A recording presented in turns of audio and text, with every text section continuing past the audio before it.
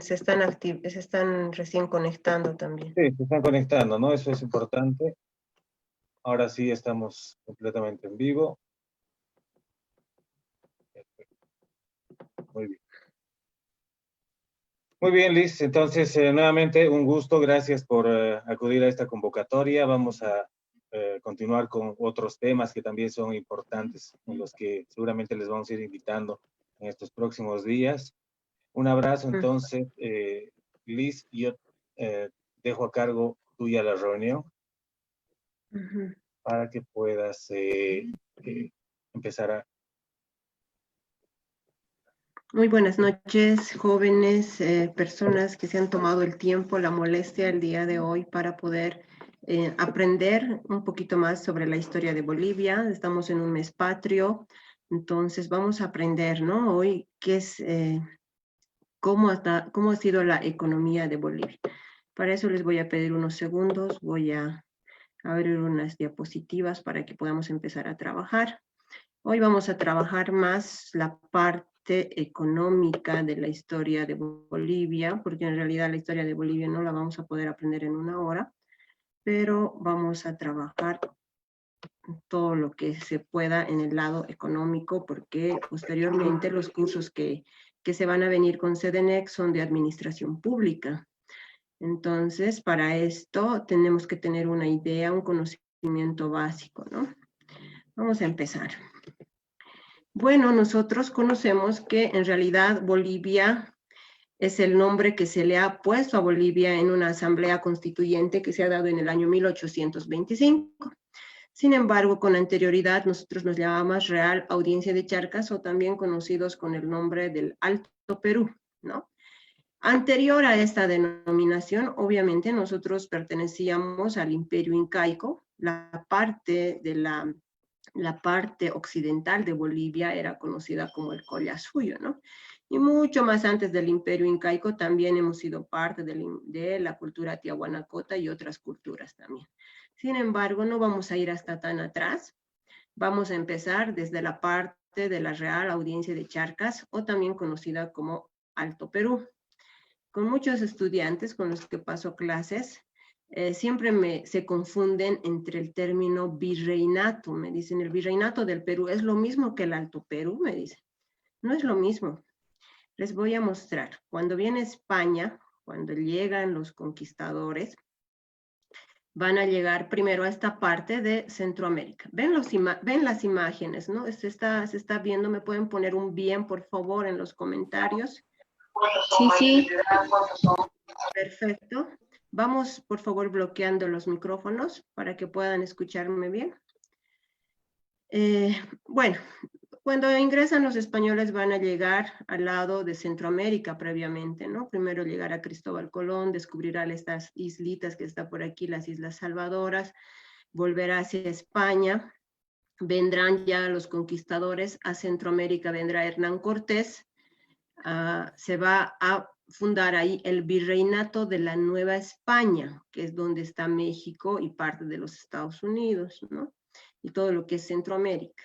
Posteriormente se fundará el Virreinato de la Nueva Granada, que está hacia más al sur, está ya esto, donde está actualmente Venezuela, Colombia, Ecuador, Virreinato de la Nueva Granada, y en este lado ya Francisco Pizarro vendrá y fundará el Virreinato del Perú o Lima, y posteriormente el Virreinato del Río de la Plata, ¿no? Estamos viendo que había 4 virreinatos. Entre esos 4 virreinatos, ¿dónde está Bolivia? Bolivia está aquí. Desactivamos micrófonos, por favor. Tenemos el Virreinato del Perú. Nosotros, como Real Audiencia de Charcas, hemos pertenecido al Virreinato del Perú varios años. Con el Perú compartimos cultura, desde el Imperio Incaico hemos pertenecido al mismo virreinato, pero la zona que estaba a las costas del Pacífico se conocía como Bajo Perú, y la zona que estaba hacia la cordillera se conocía como Alto Perú. Entonces, de ahí viene la denominación de Alto Perú. Sin embargo, no se han puesto un nombre, los españoles nos ponen el nombre, y el nombre era Real Audiencia de Charcas, que era todo este territorio, ¿no? Ese territorio de la Real Audiencia de Charcas. También a este lado pueden ver con mayor claridad todo el territorio que llegó a abarcar la Real Audiencia de Charcas, pero también en esta imagen, lo que yo les quiero mostrar es que aquí nosotros somos parte del Virreinato del Perú, posteriormente vamos a ser parte del Río de la Plata, y posterior, otra vez nos devuelven al Virreinato del Perú. ¿Por qué esta explicación? Porque yo quiero enseñarles y quiero que hoy día aprendan de cómo y por qué nace Bolivia. Nosotros, a lo que ya les había mostrado, o bien éramos del Virreinato del Perú, o bien éramos del Virreinato de la Plata. Una de dos. No había un territorio específico para que nazca Bolivia. Si nosotros nos ponemos a pensar, ustedes en colegio han avanzado y les han enseñado que el primer grito libertario se ha dado en Chuquisaca el 25 de mayo de 1809. Cuando se ha dado ese grito libertario, nosotros pertenecíamos al Virreinato de la Argentina, al Virreinato del Río de la Plata. Un año después, la Argentina se va a independizar. ¿Ya? Por eso es que la Argentina tiene un día patrio, y su día patrio es el 25 de mayo. Justamente, ¿por qué? Porque nosotros, Chuquisaca, pertenecía al Virreinato de la Plata, o sea, toda la Real Audiencia de Charcas pertenecía al Virreinato de la Plata, ¿no? Por eso les he puesto esta imagen, para que vean. Ahora bien, la Real Audiencia de Charcas perteneció a dos virreinatos. La Real Audiencia de Charcas pertenecía al Perú hasta 1776. Perteneció a la Argentina. Un ratito, por favor, están pidiendo personas admitir, para poder admitir. Ya, listo. Entonces, pertenece hasta 1776 a lo que es el Virreinato del Perú. Posteriormente, pertenece desde el 76 hasta 1810 a la Argentina. Eso quiere decir que en 1809, cuando se da el primer grito libertario en Chuquisaca, nosotros pertenecíamos a la Argentina. En 1810, el mismo 25 de mayo, un año después, Argentina decide volverse una república, decide independizarse. Es ahí que España indica y dice no, pues en 1810 la Real Audiencia de Charcas vuelve al Perú, dice. Y volvemos al Perú, ¿no? Volvemos a pertenecer al Perú. No nos van a poder liberar, no se va a poder salir del yugo español hasta varios años después. Argentina, pensando que ese territorio, la Real Audiencia de Charcas, es parte de su territorio, va a mandar 4 ejércitos auxiliares. Uno en 1810, otro en 1812, otro en 1815 y el último en 1817, ¿no? Ha ido mandando y mandando ejércitos auxiliares.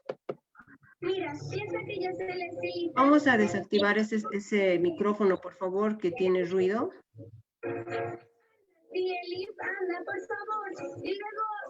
Vamos desactivando el micrófono, o lo voy a tener que...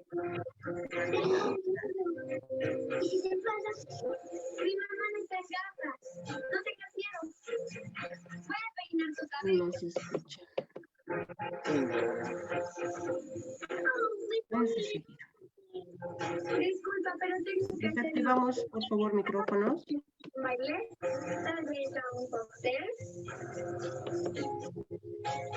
Contesta, ¿irás a un baile o a un cóctel, Eli? ¿Cóctel dices? ¿Qué es eso? Quiero recibir a unas fiestas. Aldo, por favor, ¿me haces el favor de desactivar micrófonos para todos? Ahora sí. No tengo la Está opción. con el poder, estimada Liz. Te cuento que no me sale. No me sale. Estoy con todas las opciones menos la de bloquear micrófonos.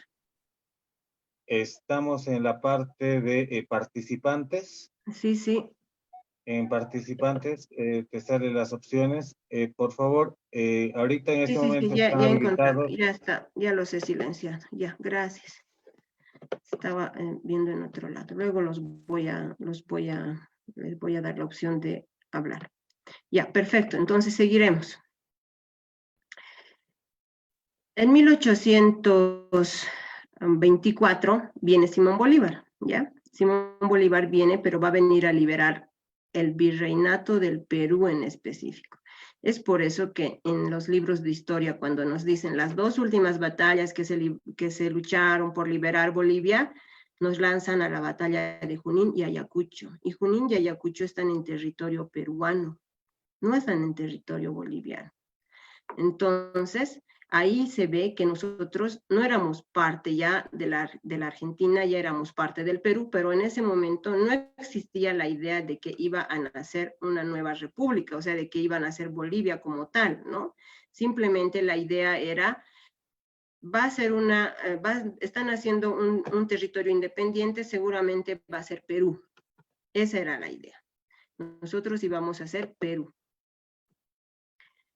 ¿Qué es lo que ocurre posterior a esto? Se dan las dos batallas, la de Junín y Ayacucho, y tenía que nacer la nueva República del Perú. La Real Audiencia de Charcas tenía que ser parte del Perú, y ahí es cuando la Argentina va a reclamar el territorio y va a decir no, porque nosotros hemos mandado 4 ejércitos auxiliares, hemos luchado, es más, inclusive la bandera de Cochabamba es celeste. ¿Por qué? Porque cuando han venido los argentinos con la bandera de Argentina un 14 de septiembre de 1810 con el primer ejército auxiliar, han vencido al ejército realista y se ha quedado desde ese entonces la bandera en Cochabamba, ¿no? Entonces, ahí va a haber una pugna entre el Virreinato del Perú y el Virreinato de La Plata, por saber quién va a ser propietario de ese territorio llamado Real Audiencia de Charcas. Vamos a tener ahí una pugna de poder entre un estado que ya estaba conformado, que era la Argentina, y el otro estado que se estaba conformando, que era el Perú. Es ahí cuando las personas del Alto Perú, los de la Real Audiencia de Charcas, hacemos una asamblea, y en esa asamblea, que tenía 48 miembros, que está aquí, una asamblea que se ha dado en 1825, se decide votar 3 opciones. La primera opción era que nos íbamos a unir con la Argentina. La segunda opción, nos íbamos a unir al Perú, pero se vota una tercera opción y se indica que van a ser una nueva república. Entonces, esa tercera opción es la que gana un 28 de julio de 1825. Aquí en esta imagen nos ponen 10 de julio porque ese es el día en que ha iniciado la Asamblea Constituyente. Sin embargo, el 28 termina el 28 de julio. Y estas personas que ustedes ven aquí, los 48 asambleístas, indican de que sí se va a formar una nueva república que no se va a llamar Real Audiencia de Charcas ahora, que va a tener el nombre de el libertador, que va a ser Bolívar. ¿Por qué se decide esto? Ya vámonos al lado económico ahora. Ahora sí nos vamos a ir al lado económico, ¿no? Acordémonos que España tenía intereses en toda esta zona, no solamente España, toda Europa, en toda esta zona. ¿Por qué? Porque desde aquí llevaba materia prima gratuita, ¿no? Se llevaba materia prima. Por ejemplo, en el lado de la Real Audiencia de Charcas, nosotros teníamos minerales, teníamos plata. Entonces, se trabajaba, se sacaba, se extraía ese mineral, se los cargaba a barcos y se los llevaba directamente a España. No se pagaba impuestos, no se pagaba jornal de trabajo, no se pagaba absolutamente nada. Era una fuente de riqueza. Por eso se llamaba colonias. Si vamos a pensar también en el lado del Perú, de Colombia y demás, igualito llevaban algodón, igualito llevaban otras materias primas. Entonces, a ellos no les convenía perder toda esta zona, este territorio, no porque sea un territorio nulo, sino porque económicamente era un sustento para Europa, ¿no? Era un sustento para Europa. ¿Qué es lo que no les ha gustado a las personas que vivían aquí? porque nosotros nos tenemos que poner a pensar que las personas que vivían en todo este territorio tenían clases sociales también. Había una clase social que eran los chapetones, que eran los españoles, que habían venido directamente a gobernar todas estas zonas. Entonces teníamos al virrey, teníamos a los oidores, teníamos autoridades. Por otro lado, teníamos también a los criollos, que eran los hijos de los españoles, pero que ya habían nacido en América, pero su papá era español, su mamá era española. Entonces ellos tenían privilegios. Por otro lado, teníamos a los mestizos, que ya eran una mezcla entre un criollo y la mamá era indígena. Entonces ya era una mezcla, éramos mestizos. Y en la clase más baja estaban los indígenas, que eran los originarios que habían quedado de la colonia, ¿no? Perdón, del imperio incaico. Entonces ahí los que trabajaban eran los indígenas. Los que pagaban impuestos en especias eran los indígenas. Los españoles aprovechaban de esto y los que tenían privilegios en toda esta zona, en todos los virreinatos, eran los criollos y mestizos, porque ellos no pagaban impuestos, porque eran hacendados, también hacían algún tipo de negocios. Pero en determinado momento, ingresando ya al siglo XIX, los últimos años del siglo XVIII, les empiezan a cobrar impuestos, les empiezan a controlar sus exportaciones a los criollos y a los mestizos. Y son ellos que van a generar por eso los levantamientos para la independencia. Simón Bolívar, que es un personaje que todos ustedes conocen, Simón Bolívar tenía una idea, ¿no? Y quería hacer lo mismo que había hecho Estados Unidos, porque acuérdense que Estados Unidos, en Norteamérica, su nombre es Estados Unidos porque son 50 estados aproximadamente que están unidos. Entonces, se han liberado, se han independizado de Inglaterra, pero han hecho una comunidad económica sólida. Mientras aquí, cuando nosotros nos hemos ido independizando, nos hemos ido independizando por nuestros lados. Simón Bolívar no va a independizar primero o no va a liberar primero Venezuela. Es una historia larga también la historia de Venezuela, ¿no? Pero donde va a tener mayor aceptación va a ser en Colombia. Por eso es que dicen los ejércitos colombianos o libertadores, porque en realidad son en Colombia es donde se va a fortalecer Simón Bolívar. De ahí va a pasar a Venezuela y posteriormente a Quito. Todo ese territorio, Venezuela, Ecuador y Quito, se va a llamar la Gran Colombia. Entonces era un territorio llamado la Gran Colombia. Su objetivo era que el virreinato del Perú, o sea, Perú y ahora lo que se llama Bolivia, sea también parte de toda esa gran estructura económica y se llame la Gran Colombia. Ese era el objetivo, ¿no? Económicamente hablando, nos iba a ir bastante bien, pero no ha sido así. Porque a las personas que vivían en esta zona, a los criollos y a los mestizos, no les convenía esa situación. No les convenía porque igualito iban a tener que seguir rindiendo cuentas a un solo estado, que en ese momento iba a ser la Gran Colombia. Entonces, él estaba jalando todo lo que se podía porque Simón Bolívar era presidente vitalicio de la Gran Colombia cuando viene a liberar la parte del Perú. ¿Cómo lo convencemos? Cuando nace Bolivia le convencemos y le dicen, pero le hemos puesto tu nombre, le hemos puesto Bolívar y la capital es Sucre. Y él se va a venir a Bolivia de presidente, sí, se va a venir, pero con la idea de convencernos de que nosotros nos unamos nomás para hacer la Gran Colombia. Pero en lo que está en Bolivia, se va a enterar de que se han separado Ecuador y Colombia, que ya no van a ser una sola nación.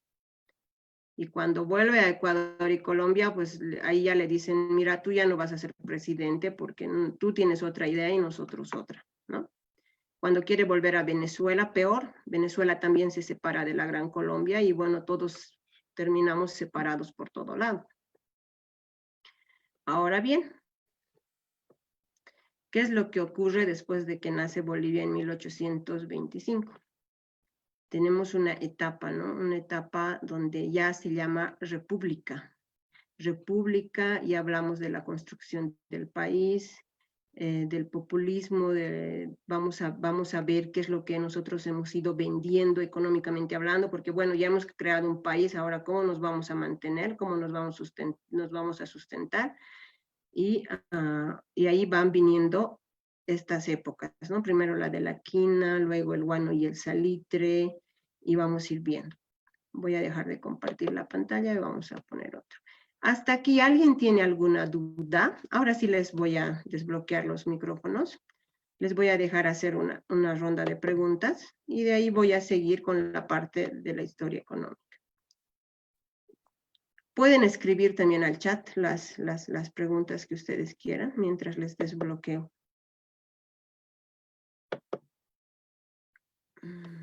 Pido la palabra. Dime. La pregunta es la siguiente. En algunos libros de referente a la historia de Bolivia, he visto que los bolivianos fueron los que hicieron un atentado contra la vida de Antonio José de Sucre para así quedarse con el ideal de formar solo la república y no se unan, como usted lo dijo anteriormente, en la Gran Colombia. ¿Eso es cierto? Sí, es cierto. Los mismos bolivianos se van a aburrir del presidente Sucre. Él va a gobernar aproximadamente 2 años, pero los mismos bolivianos se enojan porque él había puesto medidas en el gobierno que eran medidas que no les va a gustar a los criollos ni a los mestizos que en ese entonces se han quedado también en el Senado, ¿no? Por ejemplo, una de las medidas que no les gusta es que se va a confiscar todos los bienes de la iglesia. Entonces, como se había quedado el ejército, los ejércitos libertadores en Bolivia, ya no había más que luchar, los conventos se habían vuelto cuarteles. Y él indica de que todos tendrían derecho a la educación, entonces las iglesias se van a volver escuelas.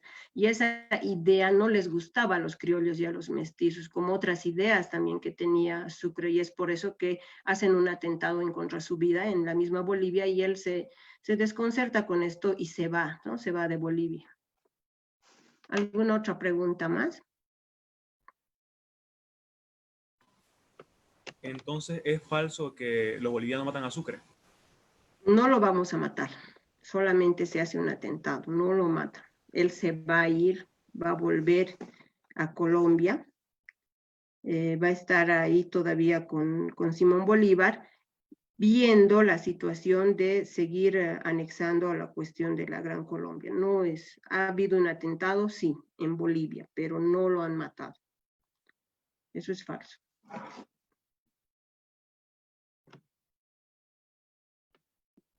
¿Alguna consulta más hasta esta parte de la explicación?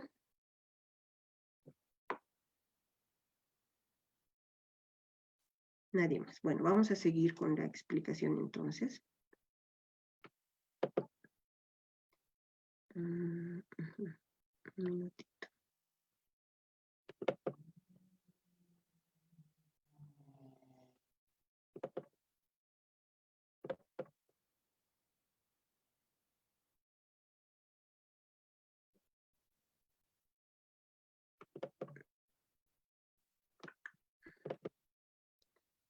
Ahora sí.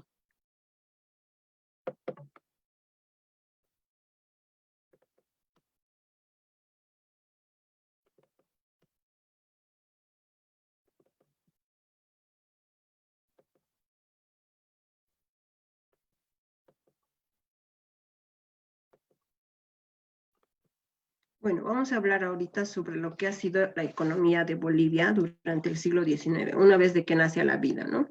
Ya sabemos que una vez de que nacemos nosotros, va a estar Simón Bolívar en la presidencia, va a estar apenas 4 meses, como les he indicado, él se va con la intención de seguir restableciendo la Gran Colombia, no se podía, entonces deja Sucre, Sucre va a estar ahí unos años más, unos 2 años más, y luego ya se va también él y se va a quedar en su lugar José María Pérez de Urdinguinea, que es el primer presidente de nacionalidad boliviana. Y ya de ahí se va a empezar a hacer cargo de las presidencias, en realidad, del Congreso. El Congreso iba designando. Y si no era el Congreso, entonces habían los famosos golpes de Estado, ¿no? Entre ellos se iban dando golpe de Estado. Pero vamos a ver qué es lo que ha ocurrido en la cuestión económica de Bolivia. Ya hemos nacido de qué estábamos viviendo en ese entonces, en el siglo XIX.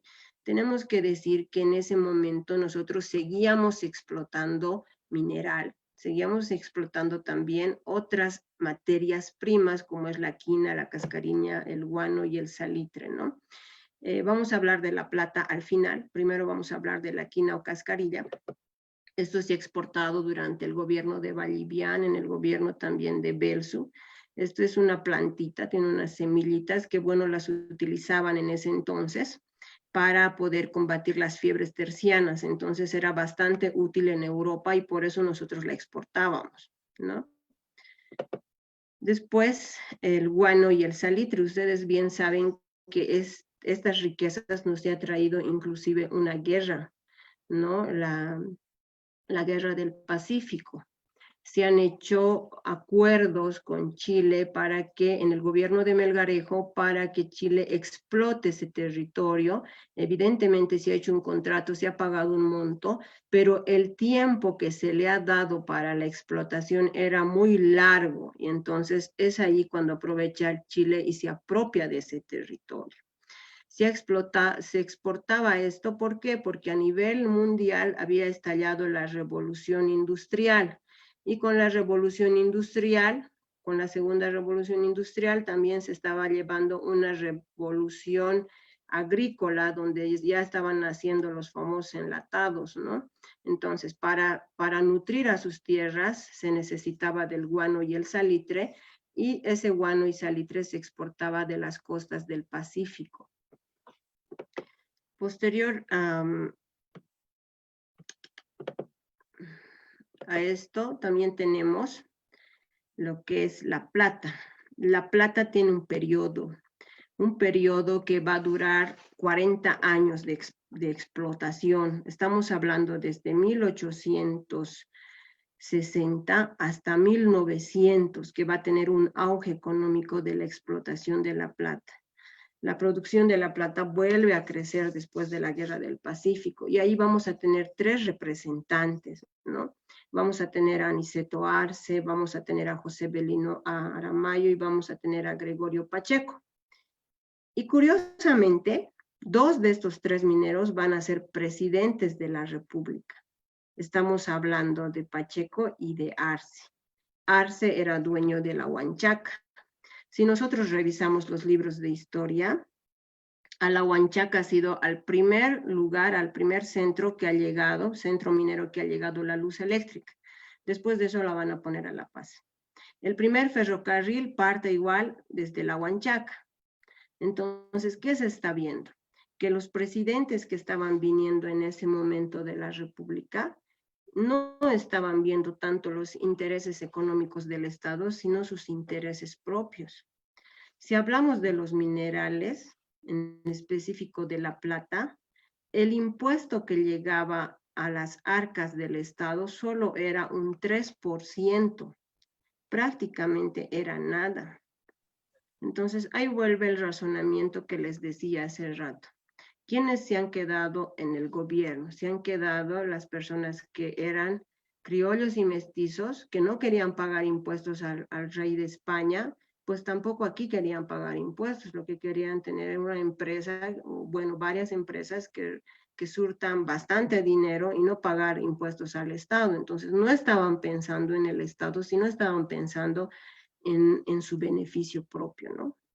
Entonces no era como ahora es. Ahora se hacen concesiones mineras, se pagan cuadrículas, hay impuestos específicos para exportar, para importar y para todo aquello. En ese entonces era un impuesto sencillo que era el 3% de las exportaciones, y era pues algo bajísimo, ¿no? Mientras ellos se enriquecían. Entonces, la plata, la época de la plata está asignada con la época también de los conservadores. En Bolivia va a haber 2 partidos políticos claros a partir de 1880. Recién en 1880 va a haber elecciones generales, bueno, en 1884, pero en 1880 ya empiezan esos dos partidos políticos conservadores que van a ser estos 20 últimos años, lo van a seguir los conservadores, donde se ha producido bastante plata y ha habido algunas mejoras en el Estado, como les decía, que llega ya la luz eléctrica, ya llega el ferrocarril, ya se habla de banca, ya se habla del servicio militar obligatorio, por ejemplo, varias cosas que se van mejorando, pero el interés va a ser mínimo, ¿no? Un 3% que se va pagando de impuestos al Estado y las otras empresas también. Vamos a ver qué ocurre en 1900, o sea, ya cambiando de siglo, desde 1900 para adelante. Vamos a ir primero al estaño. Justo en el cambio de siglo, la plata va a caer. La plata cae su precio a nivel mundial y ya nadie quiere que en sus minas haya plata. Ya también todos van a buscar que por favor sea estaño. Y si nosotros hacemos coincidir los años, que el estaño ha tenido un auge también, el auge del estaño ha sido de 40 años también, desde 1900 hasta 1940. Y coincide con la Primera Guerra Mundial, que ha sido en 1914, que ha iniciado en 1914. Nosotros vendíamos estaño sobre todo a Europa y Estados Unidos, que en ese momento estaban fabricando armamento bélico, ¿no? Entonces nosotros les dábamos la materia prima. El más grande representante del estaño. El más grande representante del estaño obviamente ha sido Simón Patiño, que descubre en Yayagua su mina, la famosa mina Salvadora. Y con ella también le van a acompañar Aramayo y Hoxha. Estos personajes ya no han sido presidentes de la República, ninguno de ellos, ninguno de los que explotaban estaño, ninguno de ellos. Pero sí eran conocidos como el superestado minero, porque tenían tanto dinero, más dinero que el propio Estado. Entonces ahí también nosotros nos damos cuenta que no hay políticas de gobierno que vayan a frenar a los empresarios privados en ese entonces, ¿no? No se frenaba. Tampoco habían medidas para proteger a los trabajadores, en ese entonces no había nada de eso. Pero ahorita voy a mostrarles, por favor, un cuadrito antes de pasar a las siguientes imágenes. Vamos a mostrarles un cuadrito para que puedan entender mejor este periodo.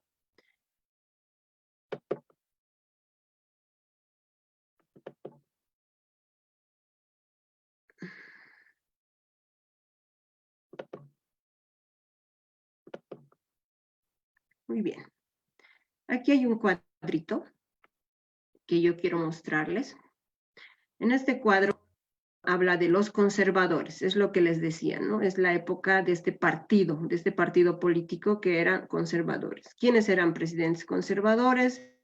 Arce, Pacheco, estaba también Severo Fernández Alonso, Baptista. Ellos han sido presidentes.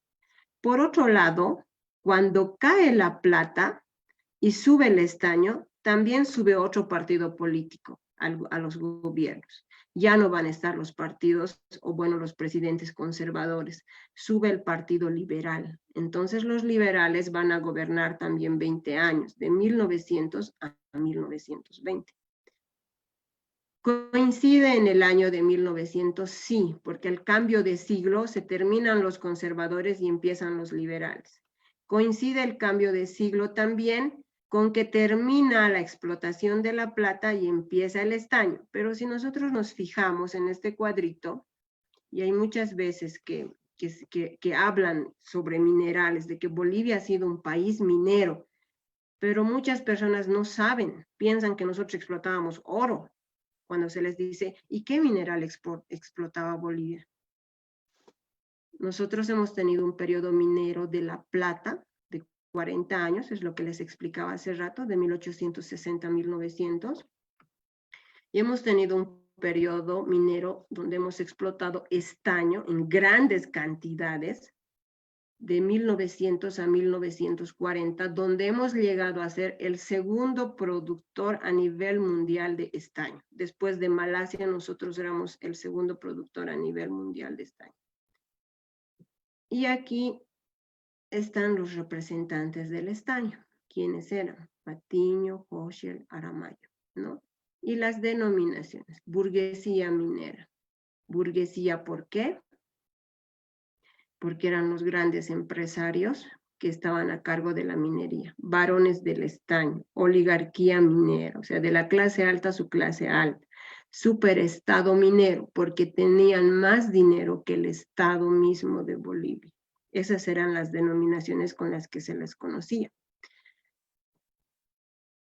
Vamos a volver a la otra diapositiva.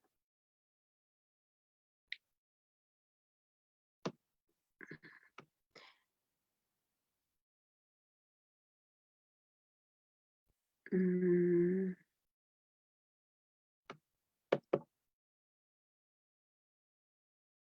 ratito, ahí estamos. Compartir. Ya. Bueno, ya no tenemos, ya estamos hablando de que teníamos el estaño, por un lado, ¿no? Ya les he explicado que estábamos exportando estaño desde 1900 hasta 1940. Paralelamente a esto, también a nivel mundial estalla la revolución, les decía la revolución industrial, la segunda revolución industrial, y aparece ahí el petróleo, y con el petróleo el automóvil. Entonces, para poderles llantas a esos automóviles y para otras utilidades también, se necesitaba goma. Y nosotros vamos a ser también exportadores de caucho o goma, al igual que Perú y Brasil, porque en esos sectores, o sea, en esos tres países teníamos Amazonas, ¿no? Entonces, en esa zona es en la que tenemos goma. A finales del siglo XIX, inicio del siglo XX, la goma comenzó a tener una gran importancia en la economía, ¿no? Ahí tenemos a Nicolás Suárez, Antonio Bacadíes y otras personas que también van a empezar a hacer negocios, industria con lo que va a ser la goma. Los gobiernos liberales ya no son como los conservadores. Los gobiernos liberales ya tienen otra idea. Y ya empiezan a pensar un poquito más en el Estado, ya empiezan a subir un poquito más los impuestos, ya ven cómo podrían beneficiar al Estado para que crezca, ¿no?, la República. Entonces ahí van viendo de hacer algunas sociedades, sobre todo con Inglaterra, que en ese entonces todavía era una potencia mundial. Y estábamos logrando un contrato, se iba a llamar Bolivian Syndicate, entre una empresa que era inglesa y Bolivia. Pero ahí va a intervenir Brasil. Brasil interviene porque nosotros teníamos tratados no solucionados con Brasil con anterioridad, y pactos también que se habían hecho en el gobierno de Melgarejo, y es por eso que muchas personas lo odian mucho a Melgarejo, porque dicen que fue un mal presidente y demás. No, bueno, en su intento de ser un buen presidente, pues firmó tratados que no convenían a Bolivia. Y uno de los tratados es el de San Ildefonso de 1867, donde dice que nosotros reconocemos un límite intermedio entre Brasil y Bolivia del lado del Acre. Con esto se basa Brasil y nos vamos a ir a una guerra, la guerra del Acre en 1902, y ahí vamos a perder 493,000 metros cuadrados, 430,000 en realidad, metros cuadrados. Entonces vamos a perder prácticamente la cuarta parte de Bolivia, vamos a ceder, ¿no? No es una guerra sangrienta como se ha dado en la guerra del Pacífico, más va a ser algo diplomático, lo vamos a cerrar con un tratado. El tratado se llama el Tratado de Petrópolis, y nos van a dar 2 millones de libras esterlinas, nos indemnizan, Brasil nos indemniza, y bueno, con eso se terminó, ¿no? Pero hemos seguido exportando goma ya en menor medida, ya no en la cantidad que se exportaba, pero hemos seguido exportando goma los primeros años del siglo XX, ¿no? Estábamos también exportando eso. A ver. Petróleo y gas. nos acordaremos de YPFB. Se han dado concesiones a una empresa llamada Standard Oil. Primero a la Royal Dutch Shell y después estos le venden las concesiones que nosotros les hemos dado a la Standard Oil. Esto también nos va a llevar a una guerra, ¿no? ¿Por qué? Porque va a haber intereses ya. Aldo, ¿alguna consulta? Tengo... No, disculpa, Alice, se me activó. Gracias. Seguimos. Ya, perdón. Ya. Bueno, estábamos hablando del petróleo y la Standard Oil.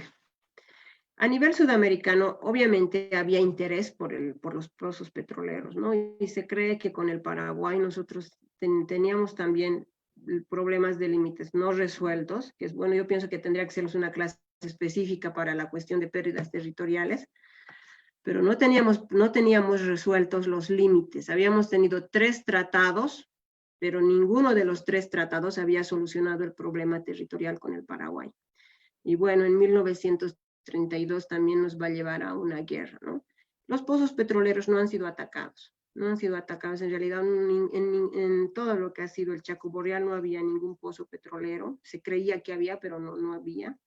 Ya, pero Bolivia también en ese entonces empieza ya a exportar y a sacar, a explotar lo que es el petróleo, ¿no? Pero también no lo hacía el Estado, sino lo hacían las empresas privadas, y en este caso empresas estadounidenses. Ya se pagaba impuestos al Estado, sí, ya se pagaba impuestos al Estado, pero no cubrían con todos los gastos que se necesitaba en ese entonces, ¿no? Seguía habiendo preferencias. Cuando salimos de la guerra,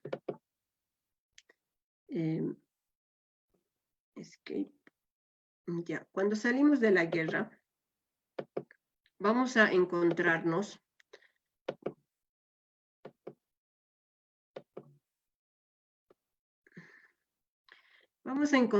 cuando salimos de la guerra con una realidad diferente. Porque si nosotros nos ponemos a pensar, jóvenes, bueno, personas que están ahorita conectados, señores, señoras, no sé, cuando vamos a la guerra del Chaco, ya se da un llamamiento, pero a todo nivel, ¿no? Clase baja, clase media, clase alta, todos bajo bandera, vayan a la guerra. Y cuando se termina la guerra, las personas ya no se veían como, no tengo que hablarle a esta persona porque él es campesino, o no puedo hablarle a esta persona porque él es un señorito, les decían así, ¿no? Señorito. No puedo, ¿no? No había esa situación. Ya se empiezan a ver todos como iguales. Al mismo tiempo, años anteriores, a nivel mundial había estallado la Revolución Rusa.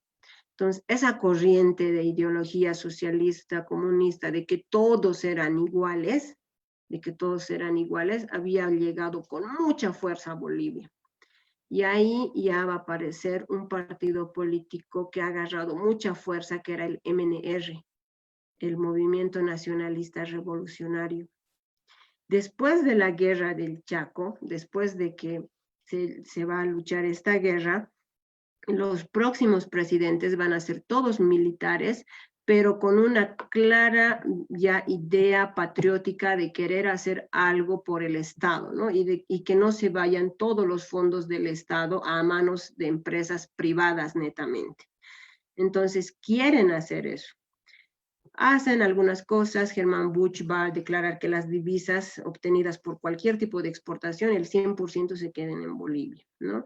Gualberto Villarroel ya va a abolir el ponguiaje también, ya es un beneficio para los que eran campesinos en ese entonces, porque ellos no recibían ni un sueldo. O sea, la parte indígena que se había quedado en Bolivia no tenía igualito nomás derechos, no votaban, no estudiaban, trabajaban gratis. A eso se llamaba ponguiaje. Les daban techo y comida a los hacendados, y esta parte de los campesinos, bueno, solamente por tener techo y comida trabajaban para ellos gratuitamente, ¿no? hasta que se da la revolución de 1952, que ustedes conocen, han escuchado sobre la revolución de 1952, donde ya se cambia la estructura económica, política, social de Bolivia. Ya se cambia la estructura totalmente. Se da un giro y ahí se piensa que se está haciendo bien, pero vamos a ver que también se está haciendo mal, ¿no? Y es que han hecho experimentos con la economía de Bolivia terribles, ¿no? Porque se supone que cuando Víctor Paz Estenssoro dice la tierra es para quien la trabaja, se supone que las personas que iban a trabajar esa tierra tendrían que haberla hecho producir, pero tampoco se les ha dado tierras productivas en algunos casos. Tampoco se les ha capacitado para hacer producir esas tierras. Entonces, en algunos lugares sí se aprovechó y en otros lugares no se aprovechó y se empeñaron esas tierras y se volvió nomás al latifundio. Cuando se nacionalizan las minas, hablando de las minas, porque volvemos al tema de las minas de estaño, por ejemplo, de Simón y Patiño, la revolución de 1952 se ha dado ese año, 1952. Y hace rato les he explicado que el estaño solo ha tenido un auge de 40 años, de 1900 a 1940. En 1952 el estaño ya no tenía un auge económico grande, significativo, más bien estaba en decadencia. Nosotros como bolivianos, o bueno, Bolivia, Víctor Paz Estenssoro toma esa medida de nacionalizar para el Estado. Pero ¿a quién le va a dar la administración? La administración le va a dar a los mismos obreros. Y los mismos obreros pues no tenían pues estudios en administración de empresas, no tenían estudios no eran ingenieros preparados para poder llevar contadores, qué sé yo. Entonces, ¿qué hacen los mismos obreros? Bueno, el salario debe subir, tendremos que tener bono de planta, tendríamos que tener pulpería, tendríamos que tener esto y esto y el otro. Entonces, se infla la situación y el estaño que se vendía el lingote en $5, pues va a subir por el costo de producción, va a subir a $6, a $7, y ese precio ya no es competitivo con el mercado internacional. Entonces, el Estado va subvencionando, y años posteriores nos va a llevar a un colapso económico en Bolivia. Y es que no se puede dar por dar. Han hecho bien con la nacionalización, sí, pero han hecho mal con la administración. Lo mismo ha ocurrido con la reforma agraria, y lo que se ha quedado de la revolución ha sido el voto universal. Eso ha sido algo rescatable que se ha quedado marcado. Y bueno, ¿por qué? Porque ha nivelado a todos, ¿no? A todas las clases sociales ha nivelado, porque ahí todos podían votar, mujeres, varones, alfabetos, analfabetos. También ha habido un programa educativo bastante bueno que hay que reconocer de Víctor Paz Estenssoro.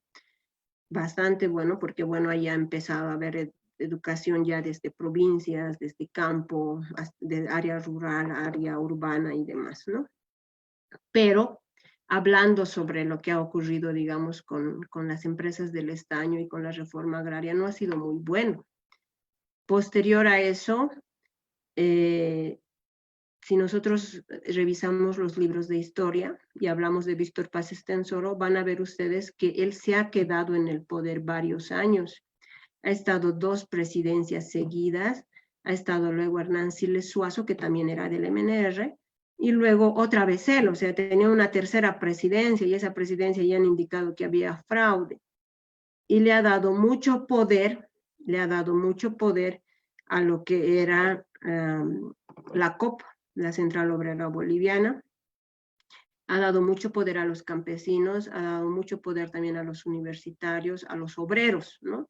Que en su momento estaba bien, pero después de 12 años que ellos quieren gobernar y manejar todo, Ya no se podía, porque no se podía conformar a un sector, no se podía conformar a los obreros que pedían una cosa, porque los campesinos pedían otra y luego pedían otra a los universitarios, y así. Entonces había una inestabilidad también ya de gobierno, porque todos querían gobernar y no se podía hacer eso, ¿no? Por eso es que se da un golpe de Estado por dos personas, Obando y Barrientos, que también han debido haber escuchado ustedes, ¿no? Han dado un golpe de Estado entre los dos, no un hito, sino los dos, y ha habido cogobierno. Bolivia ha tenido dos presidentes por 6 meses, dos al mismo tiempo, uno era Obando y el otro era Barrientos, ¿no? Ha habido tanta inestabilidad que han ido viniendo uno tras otro, presidente, después de Barrientos Obando, a 3 presidencias han tenido ellos. Después teníamos a Juan José Torres, que también era militar, pero no podía manejar la estabilidad, hasta que tienen que dar pues un golpe de Estado, ¿ya? Un golpe de Estado que va a tener que dar Hugo Banzer Suárez, porque ya no había estabilidad para gobernar en Bolivia. Y ahí, ¿qué rescatamos de Hugo Banzer Suárez? Sí fue dictador, sí estuvo con la cuestión del Plan Cóndor, que ustedes también habrán escuchado. El Plan Cóndor ha sido un plan, bueno, una estructura que han hecho entre varios países latinoamericanos para poner orden, porque todo el mundo se creía socialista, todo el mundo era rebelde sin causa, o sea, era una estabilidad ya ideológica muy grande. Entonces, han puesto un alto, pero no han puesto también el alto, pues, del lado malo, ¿no? Con dictadura. Una dictadura donde uno no podía pensar, donde se han cerrado las universidades, donde a las personas que creían diferente o pensaban diferente se les ha llevado a campos de concentración, se los ha acribillado. O sea, han puesto orden, pero a la mala, ¿no? Eso es el lado malo. ¿Cuál es el lado bueno de Hugo Banzer Suárez? El lado bueno ha sido esto, la agroindustria. Ha habido un plan, el plan Boan se llama, porque Melvin Boan es un personaje que mandan de Estados Unidos para reestructurar la economía de Bolivia. Y ahí se van a dar préstamos del extranjero para inyectar a la agroindustria. Vamos a inyectar al aceite, vamos a inyectar dinero al azúcar, a la soya, al arroz. Ya no nos vamos a enfocar en el lado minero. El lado minero ya ha pasado en la etapa de la plata, estaba en el siglo XIX ya. Ya ha pasado la etapa del estaño, ya no había mineral, el mineral estaba bajo. El petróleo sí se seguía vendiendo, pero seguía en manos todavía, bueno, ya estaba en manos bolivianas porque se va a crear YPFB en 1936, después de la Guerra del Chaco. Ya se estaba vendiendo petróleo, ya era boliviano, ya estaba nacionalizado también. Pero algo que define la realidad actual de Bolivia ha sido la agroindustria. Hugo Banzer Suárez ingresa a la presidencia en 1970 y en 6 años de gobierno va a hacer que Santa Cruz pase de 43,000 habitantes a 300,000 habitantes. ¿Y cómo puede ocurrir esto? ¿Cómo se han sextuplicado, digamos, la población? No porque haya habido nacimientos, ¿ya? Sino porque la parte del occidente va a migrar a la parte del oriente, porque ahí había trabajo. Entonces es por eso que Santa Cruz ha crecido a partir de 1970 aceleradamente. Todo el lado de Santa Cruz ha crecido aceleradamente. Y estas inyecciones, préstamos de dinero que se ha hecho de los Estados Unidos ha servido para que esa zona crezca. Y en este momento también nosotros seguimos siendo productores de materias primas, seguimos exportando soya, seguimos exportando azúcar, algodón y esas cosas, ¿no? Que todo eso se da en el lado del oriente de Bolivia. Muy bien, vamos a seguir. ¿Qué es lo que ocurre después de que entra Hugo Banzer Suárez? Obviamente no lo querían, pues, a Hugo Banzer Suárez. ¿Por qué? Porque era un dictador. Un minutito, por favor. Un segundo.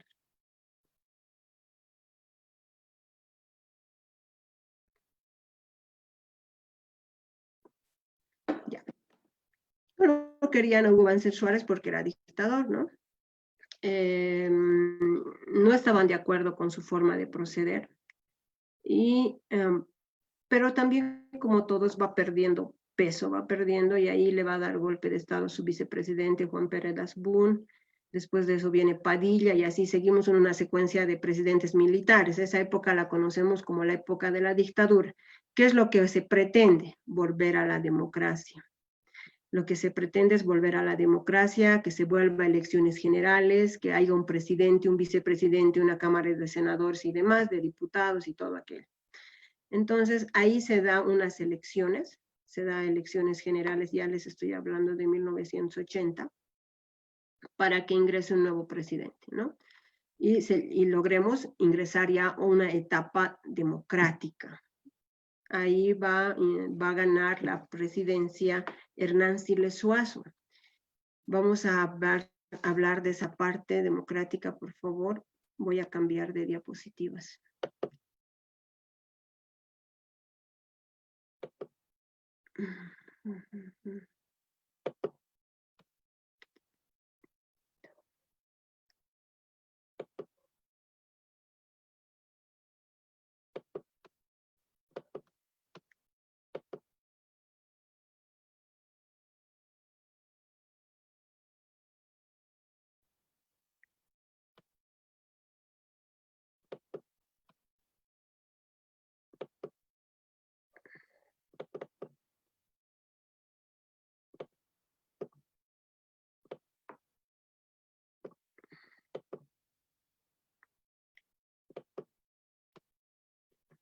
¿Ya?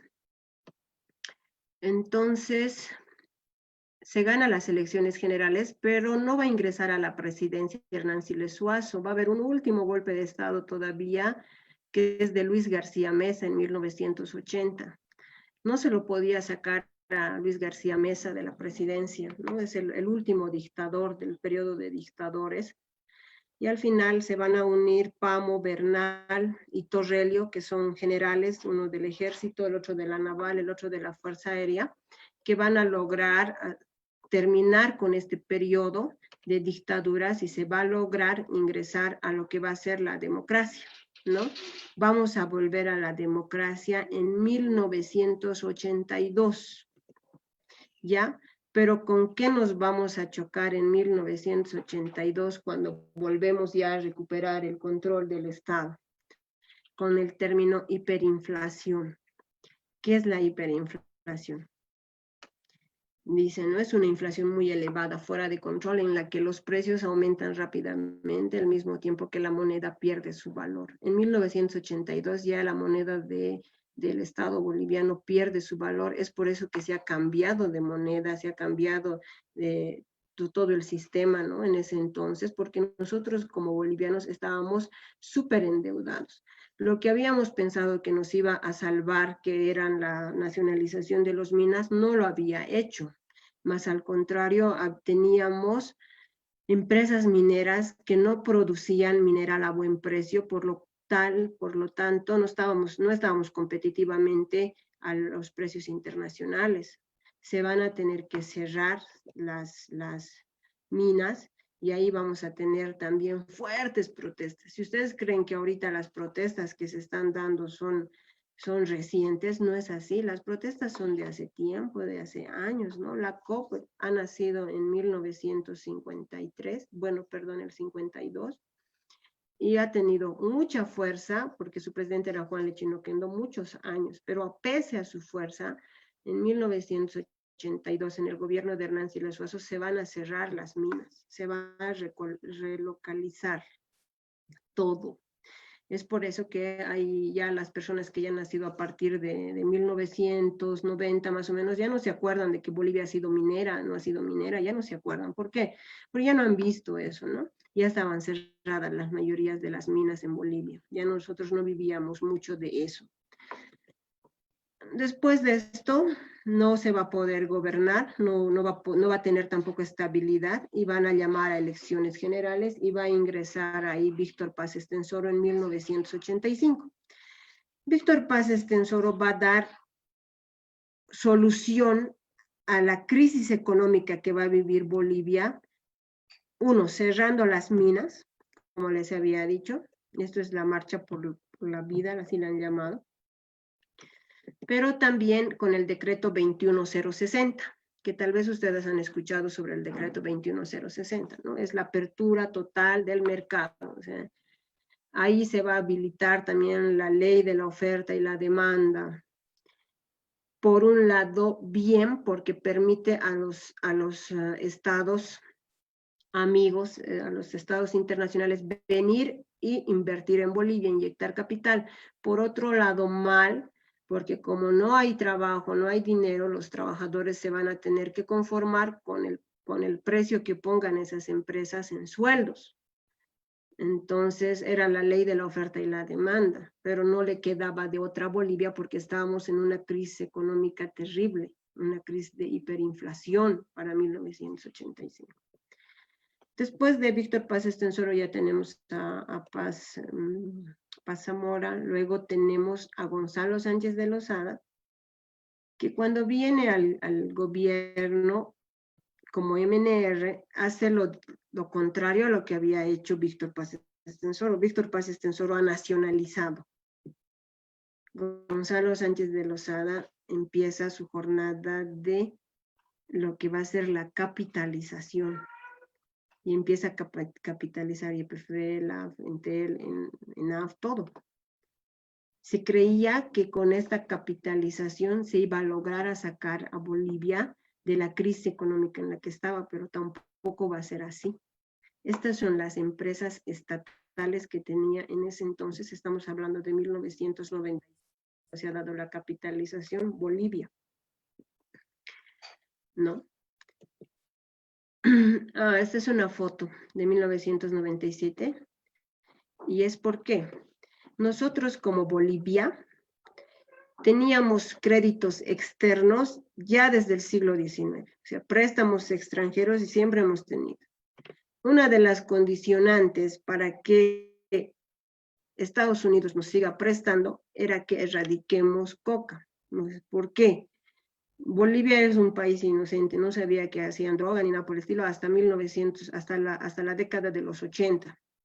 En la década de los 80 ni sabíamos que existía droga y demás cosas, ¿no? Pero hay un amigo que tiene Luis García Mesa, que se llama Luis Arce Gómez, quien ha traído esto de la coca, de la producción de la cocaína hacia el lado del Chapare y todo, y entonces obviamente se ha vuelto el negocio del momento, el negocio en expansión en la década de los 80 era plantar coca y vender esa coca, ¿no? ¿Y a dónde estaba yendo esa coca? Estaba yendo a Estados Unidos, entonces Estados Unidos nos va a frenar eso. Si quieren sigue créditos externos, entonces se frena todo aquello. Paz Zamora ha ganado la presidencia, o bueno, en realidad estaba en tercer lugar y han subido por los acuerdos que hacían, pero él tenía un eslogan, decía, coca no es cocaína. Claro, él estaba defendiendo a la coca milenaria, a la coca que nosotros utilizamos para pecheo y demás cosas, ¿no? Pero no a la coca excedentaria que se realiza para hacer droga, ¿no? En esta presidencia de Zamora es cuando recién aparece la ley 1008, donde ya dicen no, el hacer droga, el tener coca excedentaria ya es un delito, porque hasta 1989 no había esa ley. Entonces el que hacía, producía o algo, no estaba cometiendo un delito, pero desde 1989 ya se crea esa ley 1008 y dicen no, todas las personas que hagan esto entonces van a ir a la cárcel por narcotráfico, ¿no? Y como les estaba contando, Gonzalo Sánchez de Lozada lo que tiene que hacer para seguir teniendo dinero de Estados Unidos por los préstamos externos que teníamos, entonces era una de las cosas era erradicar la coca, y ahí es donde aparece el movimiento que posteriormente va a ser bastante grande, ¿no? Estamos hablando de los cocaleros. Empiezan a marchar, empiezan a pedir algunas cosas y va creciendo todo aquello. Después tenemos a Hugo Banzer Suárez, con lo de la Guerra del Agua, mucho no nos tiene que ver. El Octubre Negro, otra vez con Gonzalo Sánchez de Lozada, y aquí pues ha sido el 2013 el acabose, ¿no? El acabose porque se ha querido capitalizar el gas. Y como no le resultó, no ha resultado para Bolivia esto de la capitalización, entonces la gente se ha enfrentado. ¿Quiénes se han enfrentado? Todas esas agrupaciones sociales que se han ido juntando desde 1982, los relocalizados, los obreros, los de la COP, los campesinos que, bueno, se les ha dado tierras en 1952, pero al final no han hecho nada con eso, los de la guerra del agua, un montón de personas que se han ido aglutinando y lo han sacado a Gonzalo Sánchez de Lozada del gobierno en Octubre Negro, ¿no? Lo han sacado, se ha ido, ha salido del país. Bueno, hasta aquí. Posteriormente entra Carlos Mesa a la presidencia, ha estado prácticamente como un año. Después a Eduardo Rodríguez Belcé.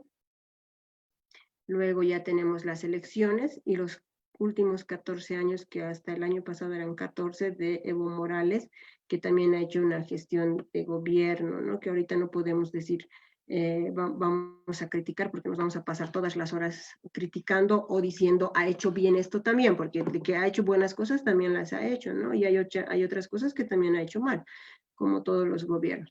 Pero el objetivo que se quiere llegar con esta clase es que ustedes conozcan un poco el movimiento económico que ha ido teniendo Bolivia, para que tengan idea de las cosas que no se tienen que hacer o de las cosas que sí se tienen que hacer, ¿no? O no caer en el mismo error. En un minutito más vamos a comenzar la ronda de preguntas. Pueden ir anotando ya las preguntitas que tienen pendientes. Vamos a seguir con esto. Y solamente nos falta esta parte de aquí. Lo que les estaba hablando del decreto del 21060, que significaba el 21060.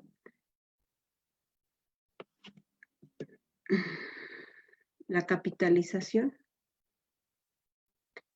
Ahorita actualmente una de las fuentes de ingresos de Bolivia es el gas natural. Tenemos contratos y uno de las fuentes de ingreso es el gas, ¿no? Ahorita si hablamos económicamente de Bolivia, ¿dónde nos estamos sustentando si el sector minero de antes ya no está? ¿Dónde se está sosteniendo la economía de Bolivia actualmente hablando?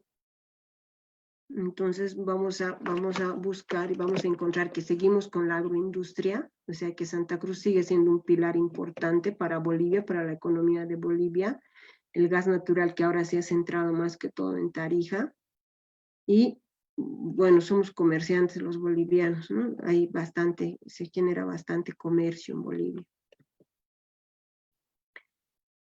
Esto es la nacionalización otra vez de la YPFB que me está hablando, del 2006.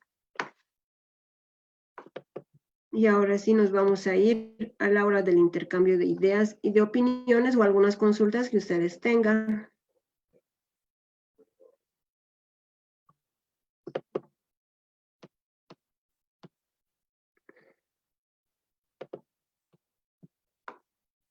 Vamos, nadie va a preguntar.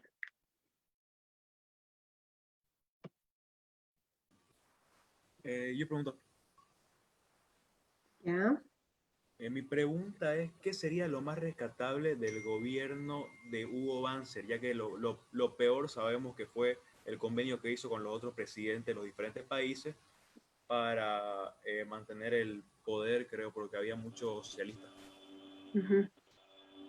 Lo más rescatable desde mi punto de vista es la bonanza económica que ha tenido Bolivia en esos años de su gobierno.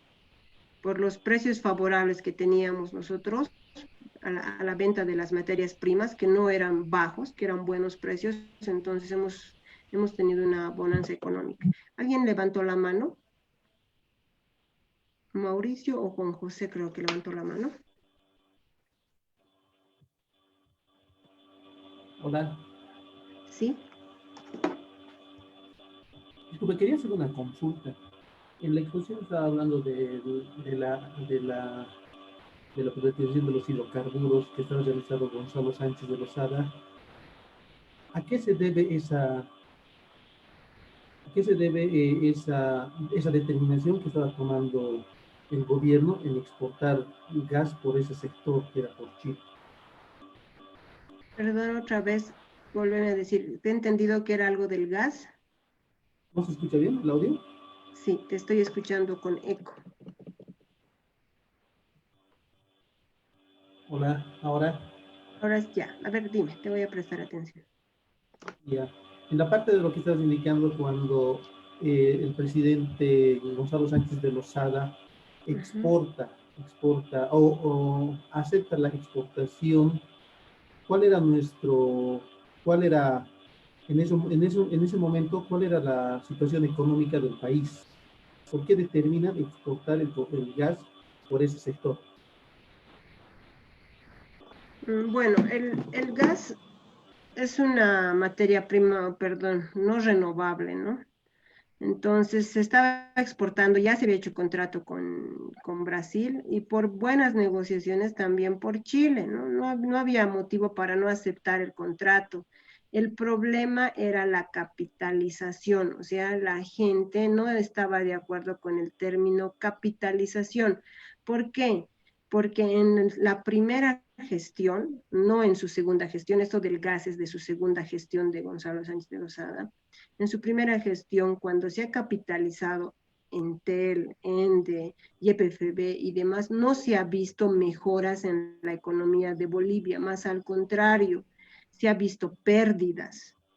¿Por qué? Porque se supone que el 50% de lo que nosotros estábamos dando, todo nuestro patrimonio, la empresa con la que estábamos haciendo sociedad tendría que darnos un monto de dinero y estábamos entrando en 50% de acciones, ¿sí?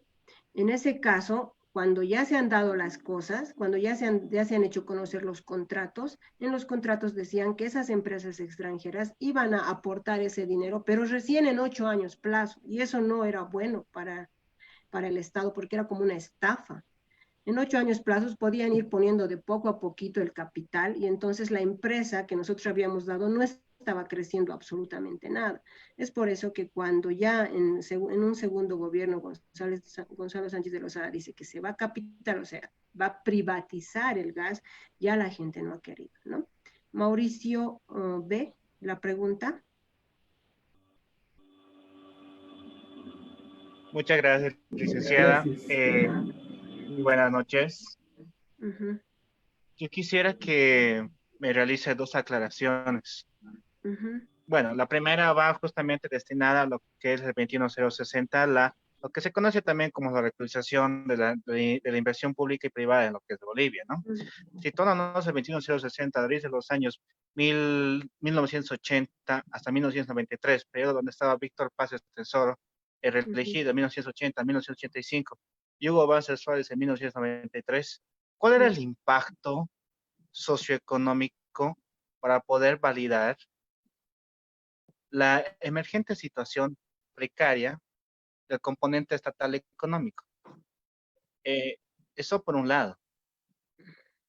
Por el otro, tocando también el 21060, ¿no? Hoy por hoy se toca que existe una circular que se ha enviado a la GEMET en la cual establece que la AGETIC tiene que consolidar los precios de farmacia. Esto quiere decirte que tú estarías en un problema bien grande, en el entendido de que tienes el 21060, pero por un decreto supremo actual de esta gestión, ellos, no sé si la visión que se tiene por este lado, otra vez por la suya, y por eso va la aclaración, es contraria a a la relocalización en Bolivia en cuanto a la libre oferta y demanda, en base justamente al 21060, que era la capitalización de los fondos. Y ahora, hoy por hoy, por los temas de pandemia, temas de COVID, esto se ve regularizado. Entonces, y en consiguiente, esto sería un atentado en contra de los principios básicos económicos que hasta el día de hoy mantiene el país y están dentro incluso de esta constitución y de la anterior constitución. Básicamente, ese sería, ¿iría o no iría en contra? Estamos a favor de que algo como una circular pueda regularizar precios emergentes de un tipo de industria. En este caso estoy colocando el ejemplo de los fármacos. En otro caso puede ser tema de los pollos, tema de los minerales, tema de los tesoros, entre otros. Básicamente, esos son mis dos puntos que tengo en duda. Ok, ya te has respondido tú sola. No, No, a ver, no, no, no, está bien, pero tú mismo has hecho el análisis y ya lo has respondido, ¿no? En realidad, el problema del 21060 cuando ingresa es que no se podía controlar la ley de la oferta y la demanda. No había un control estricto. Entonces se han tomado igual medidas improvisadas en ese entonces. Si bien el presidente o los presidentes de ese entonces lo que querían era dar una estabilidad económica abriendo las puertas del mercado, porque en realidad el 21060 tiene esa interpretación de libre mercado, ¿ya? Si bien han intentado con eso abrir las puertas del mercado para que quien sea pueda venir y pueda invertir, que era su idea bonita de ellos, no se ha podido controlar esta parte del 21060, que era la ley de la oferta y la demanda. Y entonces eso ha recaído y ha afectado a quienes, a los de la clase baja, a los obreros les ha afectado, ¿no? Entonces se ha regulado, eso estaba mal. Y obviamente cuando van a venir otros gobiernos, van a ir en contra del 21060. La COP va a luchar en contra del 21060 porque también tiene que defender a su sector. Ahora, en este caso, dices, se vuelve a dar, dices, como esto de la ley de la oferta y la demanda, se vuelve a dar. Sí, se está viendo bastante porque es un atentado contra el Estado, que no se regularice los precios, ¿no? Se tendría que regularizar, sí, pero obviamente por la entidad que corresponda, ¿no? Ahorita me imagino que el Ministerio de Salud manejará una base de precios, en base a eso regularizará y demás. Se tiene que hacerlo. Eso es atribución específicamente del Estado. Entonces lo van a tener que hacer. No se está defendiendo esa postura, ¿no? De que no, cada uno que haga lo que quiera, no. No es así. Simplemente se está haciendo un análisis desde un punto de vista personal. Cada uno de ustedes, cuando vayan estudiando textos y demás, van a tener también un punto de vista. ¿Alguna otra pregunta?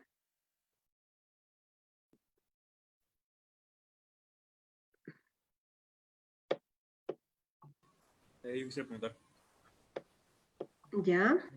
viendo los pros y los contras de los anteriores gobiernos, desde Carlos. el que nombró hasta el último que ha sido creo que era Rodríguez Bercé que nombró, ¿cuáles serían las cosas rescatables que se podría acomodar a la actualidad para así proponerlo para una campaña, por así decirlo? O que el próximo gobernante tome en cuenta para rescatar y volver a producirlo, para tener un gobierno estable, por así decirlo. ¿Qué se podría rescatar de todos? Algo general. ¿O de qué etapa específica? Algo general, no específico. Lo más rescatable. Yo pienso que tendríamos que tal vez copiar el modelo de los Estados Unidos, personalmente hablando. ¿Por qué? Porque ahí no entra a cargos públicos o a la presidencia cualquier persona, sino las personas más capacitadas. Desde colegios ya se va haciendo méritos, ya van teniendo un currículum los jóvenes hasta llegar a la universidad y posteriormente son invitados por los dos únicos partidos políticos que existen en los Estados Unidos. Y en base a eso van adquiriendo ya carteras en lo que es el gobierno. Entonces eso les permite que las personas más preparadas gobiernen un país y tomen buenas medidas en ese aspecto, ¿no? Porque yo sé que entre ustedes hay muchas personas que tienen ideologías diferentes. Algunos pueden tener una ideología más al lado socialista, otros más al lado capitalista, otros también tendrán hacia el lado democrático, pero en el ámbito de quienes deberían gobernar, obviamente van a ser los más capacitados, ¿no? Los que tengan más conocimiento. Y eso es lo que se tendría que copiar, ¿no? O tendríamos que ver. Ahora, rescatando a los anteriores, a la iniciativa que han tenido muchos presidentes al arriesgarse y tomar decisiones, eso sí se rescata. Obviamente, como los presidentes no son vitalicios, sino tienen una gestión de gobierno, hay cosas que no se han concluido, no se ha hecho un seguimiento. Y como no se ha hecho un seguimiento a las buenas iniciativas que han tenido varios gobernadores, entonces los proyectos que se han dado en esas épocas no han sido sostenibles. No han sido sostenibles y han sido inversiones que han ido a la nada. Por eso ustedes van a escuchar también en algunos noticieros, dicen, es un elefante dormido, dicen. Porque, qué sé yo, el presidente dijo, va a haber un mercado aquí o va a haber un hospital, vamos a invertir tanto de plata, ya, listo.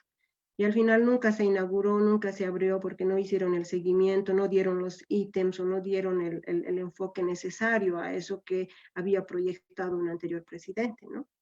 Entonces, no hay sostenibilidad en ese aspecto. ¿Alguna otra consulta? Lo que yo vi, lo que yo escuché ahora así escuchando sobre la historia, veo que los gobiernos que se quedan bastante tiempo, más de 4, 5, 12 años algunos, al final no tienen un gobierno bueno. No sé, esa es la impresión que tengo. O sea, parece que no es bueno que nuestros gobernantes se queden más del tiempo estipulado, 4, no sé, más tiempo, no sé. Eso es lo que yo más o menos pude entender también escuchando la historia de Bolivia. No sé qué opina. Sí, comparto la idea. No es bueno que se alargue mucho una presidencia, no tanto por el gobernante, sino por la gente que lo rodea, ¿no? Las personas se corrompen fácilmente y más en un sistema, como les he mostrado, en un sistema económico que ha manejado Bolivia desde hace varios años, desde inclusive su nacimiento, donde solamente se ve intereses personales. Entonces, por muy buena voluntad que pueda tener un gobernador, no lo va a hacer todo solo. Va a tener que tener siempre personas a su lado, ministros, la Cámara de Senadores, diputados y demás, pero sobre todo sus hombres de confianza que son ministros. Y son varias entidades públicas que ustedes van a ir conociendo en el transcurso de este curso, porque son varios talleres más que vienen a partir del primero que le estoy dando yo.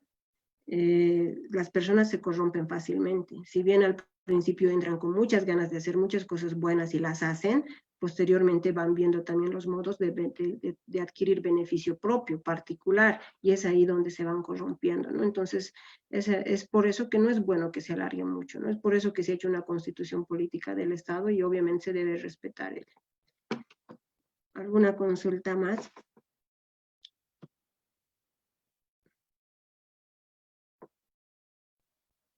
¿Nadie más? Ahí. Más consultas, nadie. Ya, Aldo, ¿estás ahí? Sí, Liz, muchas gracias. Muchas gracias. Gracias por la invitación entonces. Creo que ha sido una noche algo productiva. Sí, totalmente. Gracias a los participantes. Gracias por una excelente charla. He seguido completamente. Me he ido totalmente, bueno, todos nos han sido nutridos y nos viene tan bien en este día después de nuestros 195 años. Así que te agradecemos, Liz. Vamos a tener segundas, terceras charlas. Te comento que vamos a tener a la Aduana Nacional, a GEMEF, vamos a tener a la Autoridad del Juego, vamos a tener a Fundempresa, a las Cajas Nacionales, al Ministerio de Trabajo, a CENAPI, a AFP, CENAVEC, CENASAG, Impuestos Internos, Sustancias De las Controladas. AFP me interesa. Entonces, es importante que vayamos un poco cayendo en el manejo del gobierno. Nosotros como jóvenes, el tema que estamos manejando ahora es que la vieja política, que la nueva política, pero muchos de nosotros como jóvenes no nos estamos metiendo de lleno y posiblemente por el miedo precisamente al conocimiento. Entonces, les agradecemos a todos. Hemos mandado un link donde tenemos un grupo de chat, un grupo de WhatsApp, donde les vamos a compartir nuevamente estas charlas. Las charlas van a ser gratuitas, muchas son pagadas en el entorno empresarial, pero estas son totalmente gratuitas, las que tienen que llevarnos a un mejor conocimiento. Entonces, nuevamente, Liz, te agradezco por aceptar la invitación.